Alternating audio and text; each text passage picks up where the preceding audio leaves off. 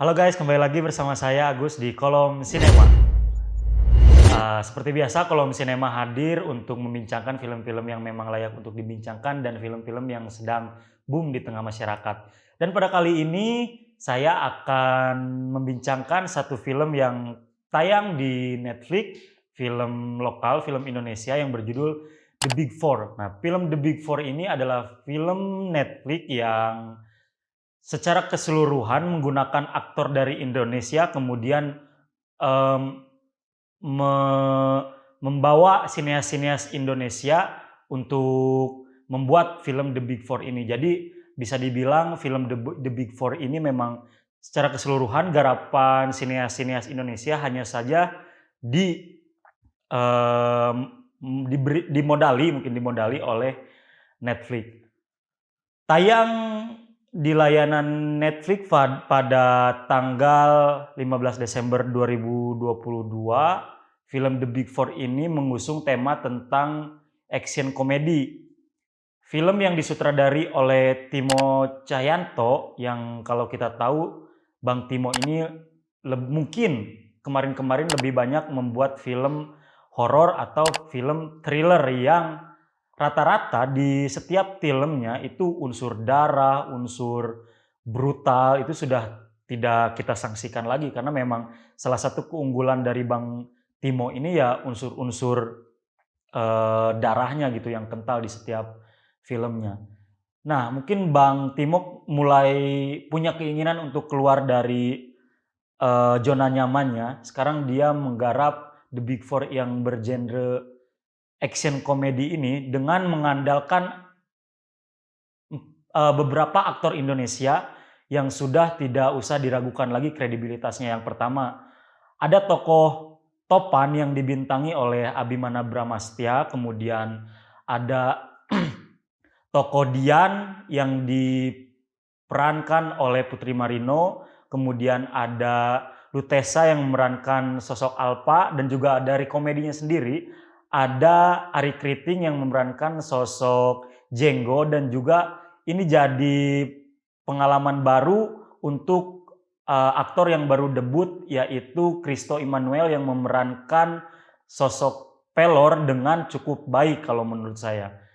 Nah, dari sisi actionnya kita sudah tidak meragukan lagi ada Bang Abimana di beberapa filmnya, eee, kemampuan memerankan tokoh yang hadir di dalam film action itu sangat baik. Kemudian dari sisi komedinya ada Bang Ari Kriting dan juga Christo mungkin yang terbukti pada film ini pun berhasil membawakan karakter-karakternya dengan sangat tepat. Dan Putri Marino yang mendadak action kawan-kawan di film ini, Putri Marino membuktikan kemampuan lainnya selain membintangi film-film dramatik, yaitu sisi actionnya pun ternyata dia nggak kalah kece gitu dengan aktor-aktor yang sudah lebih dulu. Kemudian ada Lutesa, aktris pendatang baru yang Eee, menurut saya kiprah keaktrisannya akan berjalan sangat panjang di dunia perfilman Indonesia. Nah, itu dari sisi aktor. Kemudian dari sisi cerita, film The Big Four ini menceritakan tentang, kelompok pembunuh bayaran yang diberi nama atau yang dikenal dengan The Big Four, mengalami tragedi yang cukup berat bagi mereka, yaitu kehilangan sesosok bapak asuh yang sudah melatih mereka sedari kecil dan menganggap mereka sebagai anak sendiri gitu.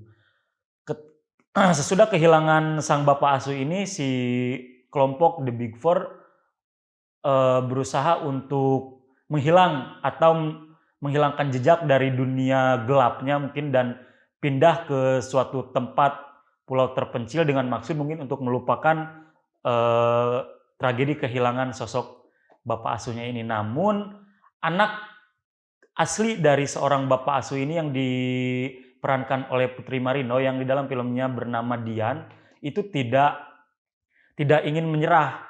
Si sosok Dian ini ingin berusaha mengungkapkan siapa sebenarnya pembunuh bapaknya dan apa sebenarnya yang terjadi kepada bapaknya hingga si bapak ini, harus meninggal dan harus dibunuh oleh orang. Dan sosok Dian ini seorang polisi perempuan yang memiliki citra dan track record bagus, dan dia berusaha mengusut kasus kematian bapaknya. Dari sinilah akhirnya masalah-masalah atau konflik-konflik yang hadir dalam film ini dimulai ketika tokoh Dian datang ke tempat atau ke pulau terpencil yang didiami oleh anggota kelompok The Big Four ini, dan mereka saling bertemu, dan dari situlah segala macam tragedi, segala macam kebrutalan, segala macam perkelahian dimulai. Walaupun ini yang saya suka dari film ini, kan action komedi ya, memasukkan dua unsur penting. Yang pertama komedi dan yang kedua adalah action ke dalam satu film yang sama. Itu jelas bukan perkara yang mudah. Seorang sutradara harus mampu memberi keseimbangan di dalam dua unsur film itu sehingga menjadikan film ini tidak timpang sebelah. Dan di dalam film The Big Four ini saya rasa Bang Timo mampu menghadirkan dua unsur itu secara seimbang. Walaupun kita dipertontonkan dengan adegan-adegan brutal, pukul-pukulan, bacok-bacokan, tembak-tembakan, tapi unsur komedinya bisa menyelamatkan kengerian kita dari menonton film ini gitu. Dan yang saya acungi jempol juga Bang Arie Kriting sih kalau menurut saya, yang memerankan tokoh Jenggo, karena kehadiran Bang Arie ini betul-betul semacam jadi pencair suasana ketika film ini di push untuk action, maka celetukan-celetukan dari Bang Arie Kriting dan Christo Immanuel saya rasa ini jadi apa ya, jadi penyelamat gitu. Minimal bisa memberikan kita waktu untuk bernafas dan tertawa dulu sebelum dilanjut lagi ke adegan-adegan yang mengerikan. Nah, setelah menonton film The Big Four ini, saya jadi teringat lagi salah satu video perbincangan antara beberapa sineas film Indonesia dengan para petinggi Netflix.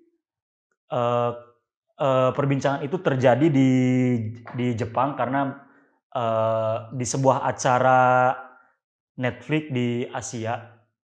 Ada satu wartawan yang bertanya, apa perbedaan antara memproduksi film dengan modal dalam negeri sendiri atau dengan pihak swasta lain dengan memproduksi film lewat Netflix?